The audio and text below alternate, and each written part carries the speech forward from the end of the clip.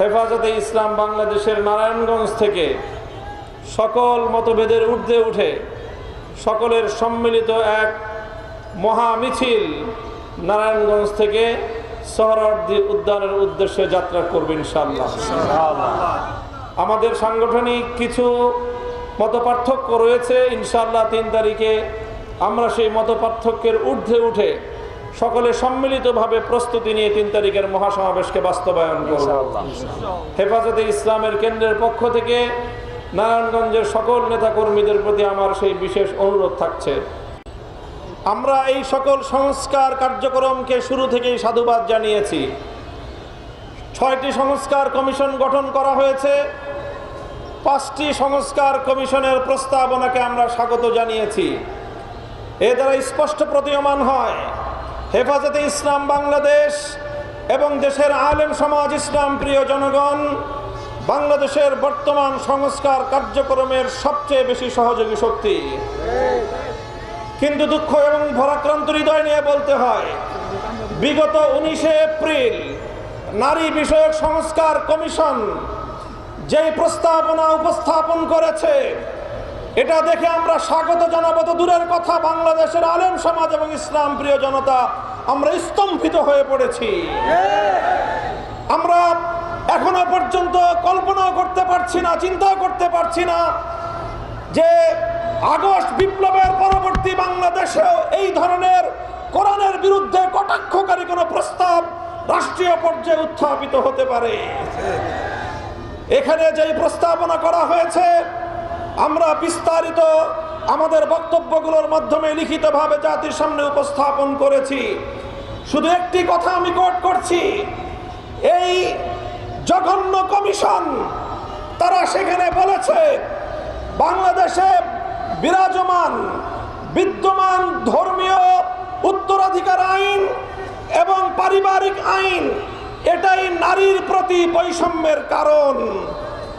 অর্থাৎ ভিন্ন ভাষায় বলতে গেলে তারা বাংলাদেশে নারীর প্রতি বৈষম্যের জন্য কোরআনের আইনকে এবং ইসলামের আইনকেই সবচেয়ে বেশি দায়ী বলে সাব্যস্ত করেছে। হে ধর্মপ্রাণ মুসলমান, আল্লাহতে বিশ্বাসী, আল্লাহর কোরআনে বিশ্বাসী মুসলমানদের কাছে আমি জিজ্ঞাসা করতে চাই, আল্লাহর কোরআন আল্লাহর জমিন থেকে সকল বৈষম্য দূর করে ইনসাফ ভিত্তিক সমাজ গড়বার জন্য নাজিল হয়েছে, কথা বিশ্বাস করো কিনা?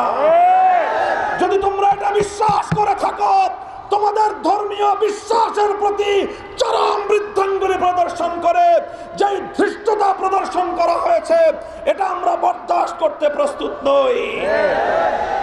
ডক্টর ইউনূস সাহেবের ভেরিফাইড ফেসবুক পেজ থেকে প্রতিশ্রুতি ব্যক্ত করা হয়েছে এই নারী কমিশনের প্রস্তাবনাকে, তাদের সুপারিশকে যথা দ্রুত সম্ভব তারা বাস্তবায়ন করার প্রতিজ্ঞা করেছেন।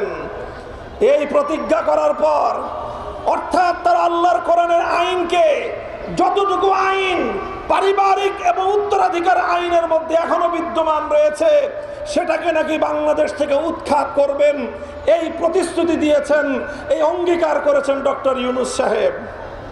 এরপরে ইউনূস সাহেবের বিরুদ্ধে কড়া কথা বললে অনেকের নাকি কষ্ট লাগে। আমরা ডক্টর ইউনূস সাহেবকে অনেক সম্মান দিয়েছি। আমাদের পরিষ্কার কথা, আল্লাহর কোরআনের বিরুদ্ধে যদি অবস্থান নেন তার সঙ্গে শেখ হাসিনার চেয়ে ভিন্ন কোনো আচরণ আমরা করব না।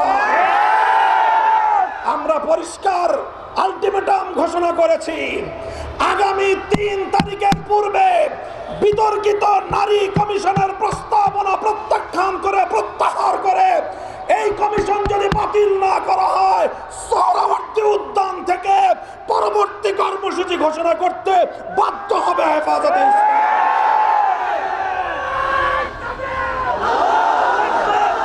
আমরা আল্লাহর কোরআনের বিরুদ্ধে ইসলামকে কটাক্ষপূর্ণ এই ধরনের সুপারিশ করবার দায়ে নারী কমিশনে থাকা প্রতিটি সদস্যের বিরুদ্ধে আইনানুগ এবং দেশের ধর্মপ্রাণ মুসলমানদের ধর্মীয় অনুভূতিতে আঘাত হানার অপরাধে তাদের বিরুদ্ধে শাস্তিমূলক ব্যবস্থা গ্রহণ করবার দাবি জানাই।